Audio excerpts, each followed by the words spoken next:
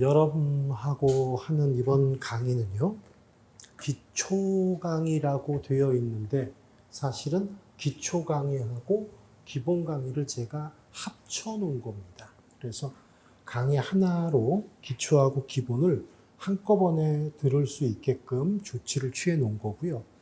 아마도 지금 여기 앉아 있는 분들은 뭐 기존에 제 수업을 들었거나 또는 뭐 집중지도반 친구들을 통해서 소개를 받았거나 가끔씩 이제 동영상 그 전에 있었던 것들을 살펴보면서 이제 선택을 한 그런 분들도 있는데 수업이 끝나면 여러분들의 선택이 굉장히 잘 된 거다라고 느낄 수 있게끔 2주 동안 열심히 진행을 하겠습니다. 지금 여러분들이 갖고 계시는 책은요, 상황 판단 전체 이론을 40개의 테마로 분류해 놓은 책입니다. 이 책은 두 종류가 있어요. 한 종류는 주로 이제 행실을 중심으로 해서 만들어진 기초를 가지고 40가지의 테마로 분류해 놓은 책이 한 가지가 있고요. 이제 두 번째 책은 입법고시를 중심으로 해서 만들어진 내용들이 있습니다. 행실을 중심으로 만들어진 테마 40은 주로 정규 수업 때 사용을 하고요. 입법고시를 중심으로 만들어진 테마 40은 집중지도반 수업을 할 때 따로 또 교재로 활용을 합니다. 뭐 어찌됐든 간에 두 개의 테마 40이 다르지는 않습니다. 다만 문제가 입법고시로 만들어진 문제가 조금 더 어렵다 이렇게 보시면 되겠고요. 그 다음에 보통 우리가 이제 상황 판단이라고 한다 그러면 여러분들이 지금까지 상황 판단 수업이 난생 처음이다 한번 손 들어보세요. 그건 아니고 지난 겨울에 윈터스쿨 밖에는 들어본 적이 없다 손 들어보세요. 그럼 나머지는 다 유경험자들입니까? 오케이, 좋습니다. 저는 사실은 맨 처음 듣는 사람들보다 좀 경험이 있는 사람들을 좋아하는데 이유는 딱 한 가지입니다. 여러 가지 수업을 들어본 사람들이 수업을 들어보면 상황 판단은 저렇게 해야겠구나라는 걸 느낄 수 있기 때문에 좀 수업을 들어본 사람들을 제가 좋아합니다. 어쨌든 간에 여러분하고 수업을 하는 첫 번째 시간인데요. 저는 원래 상황 판단 첫째 시간은 딱 정해져 있습니다. 뭐를 하느냐면 첫째 먼저 매핑을 합니다. 이 상황 판단 매핑이라는 게 뭐냐 이게 좀 궁금해 하실 텐데 어찌됐든 간에 자료 해석이든 상황 판단이든 기존에 나와 있는 이론들의 거의 대부분은 어차피 제가 다 만들어 놓은 겁니다. 거기를 가지고 그 후발 주자들이 이름을 조금 바꾼다든가 해서 새로운 이론으로 만들어냈을 뿐이지 기본적으로는 제가 이론을 다 만들어 놓은 거기 때문에 제가 이론을 만들었을 때의 그 배경과 이론을 만들었을 때의 그 내용들을 현재 기출하고 연결을 시키게 되는 그것을 저는 이제 매핑이다 이렇게 얘기를 하는데 보통 매핑은 2차 공부할 때 많이 씁니다. 예전처럼 공부 기간이 좀 길었을 때는 뭐 행정학처럼 이렇게 외우는 것이 굉장히 많은 이런 과목들을 큰 나무 하나를 중심으로 해서 큰 가지, 곁가지, 그리고 이파리, 열매 이렇게 나눠가면서 거기다가 전체적인 내용을 다 집어넣는 그런 매핑을 해가지고 여러분 앉아있는 그 책상만 한 그런 종이에다가 그걸 전부 그림으로 그려가지고 거기다가 행정학의 각각 이론 같은 것들을 형상화해 놓는 작업들이 있는데 그런 것들이 이제 본격적인 매핑인데요. 일단 여러분하고 상판에 대해서 매핑을 해보겠습니다. 이 시간이 빠르면 한 1시간, 길면 2시간가량도 걸려줄 수 있는 내용입니다. 먼저 PSAT 전체적인 내용은요. 분석과 이해라는 측면 두 가지로 나누어집니다. 이 분석이라고 하는 것은요.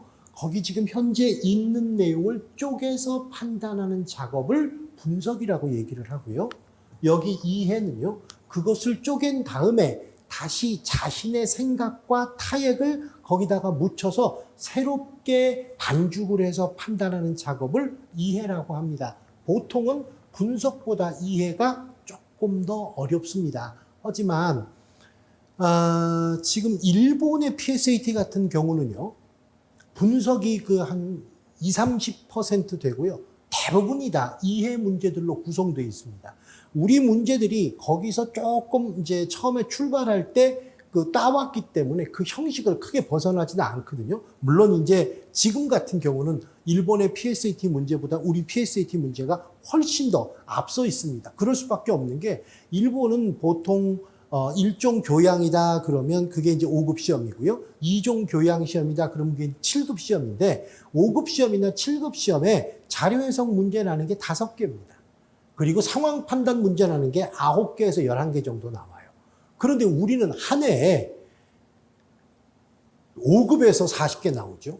7급에서 25개 나오죠. 입법고시에서 40개 나오죠. 이렇게 양산이 되다 보니까 질적으로 굉장히 많이 발전을 했습니다.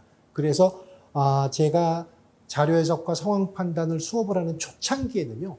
일본의 기출문제가 나오면 바로 번역을 해가지고 그 문제를 내 문제에다가 활용해서 쓰기도 했는데 일본 기출문제 안 본 지가 지금 한 7, 8년 된 것 같아요. 왜냐하면 이제 볼 필요가 없어요. 우리 문제가 훨씬 더 앞서 있기 때문에.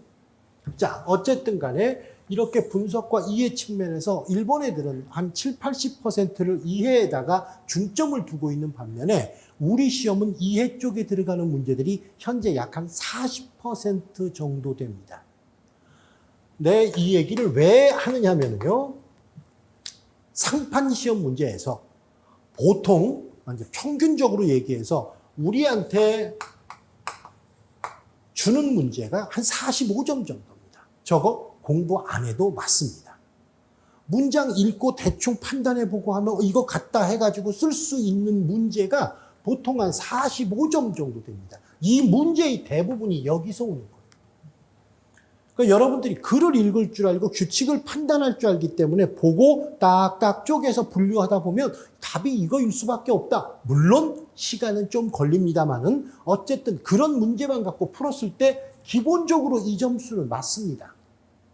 여기다가 이제 플러스 되는 점수들이 대부분 이해 쪽에서 오는 문제들이에요. 여기 쪽 문제들이 보통 한 60점 정도 되는데요. 그 중에서 보통 15점 정도는 분석이라도 상당히 까다로운 형태의 분석 문제들이 있기 때문에 기본적으로 얘는 소위 말해서 이제 뭐라 그래야 되지? 기본 점수를 그냥 준다 이렇게 생각하면 됩니다. 그러니까 우리는 여기다가 얼마를 더 플러스 할 것이냐의 싸움을 하는 거예요. 그래서 제 수업은 여기에다가는 거의 중점을 잘 두지는 않습니다. 이 추가되는 이 부분에다가 중점을 두게 됩니다. 그러다 보니까 이쪽 부분이 어려울 수밖에 없고 그쪽 부분이 수업의 주된 내용이 될 수밖에 없습니다. 두 번째 이야기는요. 분석과 이해의 대상이 되는 것들입니다. 대상이 되는 것들이요. 줄글이 있고요. 그 다음에 표, 그림, 그래프 이런 것들이 있고요. 그 다음에 규칙이 있고요. 그 다음에 조건이 있습니다. 위에 두 가지 내용은 별로 그렇게 크게 여러분들이 어려움을 안 느끼시는데 아래 두 가지는 저건 두 개 무슨 차이가 있느냐 이렇게 생각할 수 있는데요. 우리가 보통 어떤 문제를 해결하기 위해서 필요한 모든 것들을 다 내용으로 전달해 준 것들을 규칙이라고 하고요. 그 다음에 조건은요. 쉽게 얘기하면 부족한 규칙이다. 이렇게 생각하시면 됩니다. 본래 10가지 정도를 우리한테 주어야 문제를 완벽하게 쪼개서 판단할 수가 있는데 한 5가지밖에 안 주는 거예요. 그럼 나머지 5가지는 주어진 5가지를 분석하고 이해하는 과정에서 판단해라 그런 뜻입니다. 그래서 다 준 게 규칙, 덜 준 게 조건 이렇게 나눠집니다. 이렇게 4가지의 대상이 있는데요.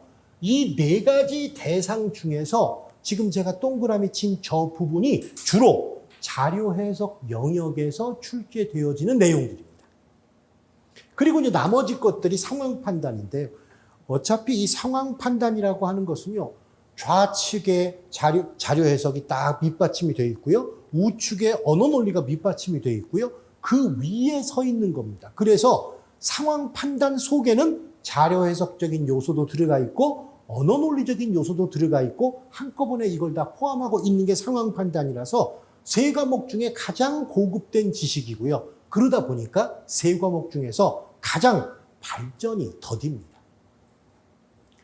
우리가 보통 짧은 시간에 성적을 올려야 된다라고 했을 때 예를 들어서 여러분 고등학교 같은 경우는 사탐이나 과탐을 직접 팥버립니다. 물론 뭐 여러분들이야 전체적인 과목의 균형을 이뤄서 잘 이뤄냈지만 성적이 안 좋았던 친구가 갑자기 성적을 올리는 방법은 사탐이나 과탐에다가 집중을 두는 것처럼 실제로 시험이 얼마 앞두고 나서 성적을 올려야 되겠다 싶을 때에는 상판을 올리는 게 아니라 자료를 올리는 거예요. 그 상판은 짧은 기간 내에 성적이 확 올라가는 게 아니고 오랜 시간 동안 상황 판단적인 사고방식을 가지고 대해주어야 실력이 늘어납니다. 저는 여러분하고 2주 동안에 상황 판단 이론을 쭉 설명을 하고 내용을 설명을 하고 보는 방법과 출제자의 의도를 다 여러분에게 설명을 해드리겠지만 그것을 지금 여기 앉아있는 여러분들 중에서 이해하지 못하거나 알지 못할 만한 사람은 거의 없습니다. 다 들으면 알아요. 그런데 현장에 가서 시험을 보려고 그러면 쉽게 안 됩니다. 이 작업이 몇 달 정도는 계속 반복적으로 진행이 되어야 여러분들이 시험장에서 써먹을 수 있는 지식이 되는 거예요. 그런데 기본적으로 활용할 도구가 아주 깔끔하고 날이 날카롭고 가위가 잘 들고 뭐 날이 서 있고 이런 도구를 가지고 있는 사람과 대충 녹슬은 칼과 녹슬은 톱을 가지고 싸움을 하는 그런 사람과는 기본적인 것에 있어서의 평등이 안 이루어진 거예요. 여러분들에게 저는 조금 더 날카롭고 조금 더 날이 서 있는 그러한 도구들을 전달을 해 줄 거고요. 그 도구를 사용하는 방법들을 충분히 인지를 시켜 줄 겁니다. 그 이후에 그것을 몸에 배는 작업들은 또 여러분들 몫이에요. 그래서 제가 이 강의를 별로 썩 좋아하지 않습니다. 왜냐하면 전달을 하는 것까지는 내가 할 수가 있는데 그 전달받은 학생들이 똑같이 전달을 받아놓고서 결과물이 너무 차이가 나는 거예요. 그러니까 마치 내가 던져놓고 알아서 따라와라 하는 식으로 던지는 느낌이 들어서 사실은 저는 그래서 기본 강의나 기초 강의를 합쳐가지고 한 번씩밖에 안 합니다.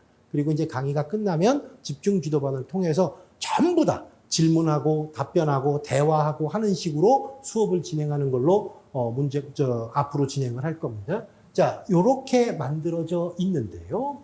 그러면 이 각각 것들에 대해서 분석으로 요것을 가는 것이 있고요. 이해로 요것이 가는 것이 있어요. 먼저 분석으로 가는 장면을 한번 따져보도록 하겠습니다. 줄글을 가지고 분석하는 데는요, 세 가지로 나눠집니다. 하나가 뭐냐면 외형적인 분석이다 이렇게 돼가지고 과거에는 출제가 됐는데 최근에는 거의 출제가 안 되는 부분입니다. 또 외형적인 부분이라고 하는 건 이제 쉽게 얘기하면 이런 얘기예요. 거북선이 1층과 2층으로 구성되어 있고 기출문제가 나와 있는 얘기입니다. 그래서 뭐 아래층에는 그 거북선 그 구멍이 12개가 예를 들어서 있는데 한 개의 구멍당 노가 2개씩 들어갈 수 있고 그렇게 되면 양쪽에 6개씩 있고 한 구멍당 노가 2개씩 들어갔으니까 노의 개수가 24개겠구나. 이런 식으로 계산하는 정도의 아주 간단한 외형적 분석이 있고요. 두 번째가 추리적인 분석이 있습니다. 그러니까 요걸 갖다가 추론적 분석이다 이렇게 얘기를 하는데 요것은 무슨 얘기냐면 외형적 분석은 본문에서 A라고 주고 물어보기를 B라고 물어보면 A라고 줬는데 B니까 아니다 하는 아주 단순한 작업인 반면에 추론적 분석이라고 하는 이 부분은 A라고 주고 A-라고 물어봅니다. 그러면 우리가 논리적인 타당성을 이용해서 A라고 주어졌는데 이걸 내가 A-라고 생각할 수 있겠는가? 이 사이의 논리적 타당성을 판단하는 작업이 추론적 분석 또는 추리적 분석이라고 합니다. 이 두 문제 거의 틀리지 않습니다. 그러다 보니까 얘가 2018년을 기점으로 해가지고 도망을 갑니다. 어디로 도망가냐면 언어 논리로 도망을 가버려요. 그래서 지금은 상황 판단의 추론적 분석 문제가 거의 없습니다. 거의 없다고 내가 거의를 쓴 건 뭐냐면 19번, 20번이 두 문제가 묶여져 있죠. 그 다음에 39번, 40번 두 문제가 묶여져 있습니다. 이 묶여져 있는 두 문제 중에 한 개가 추론적 분석이고 나머지 한 개가 다른 이론이 들어간 거예요. 그러니까 완전히 추론적 분석이 없어진 것은 아닙니다. 다음 세 번째 이 줄글을 가지고 만들어내는 것이 있는데요. 이게 바로 수리적인 분석입니다. 줄글의 내용 속에 숫자적인 감각을 많이 집어넣어서 그것을 결국 계산해서 결과물을 도출하게 만드는 수리적인 분석이 있는데요. 참고로 이유가 뭘까요? 금년에 거기서 6문제가 나왔습니다. 금년에는요, 이 추론적 분석 문제가 그래도 3문제는 나왔어요. 그게 이제 19, 20, 그 다음에 39, 40이 묶여 있는 거 한 개씩에다가 중간에 추론적 분석이라고 얘기되어질 만한 문제가 한 개가 들어 있습니다. 그래서 요 세 가지에서 거의 10개 가까운 시험 문제가 만들어지게 됩니다.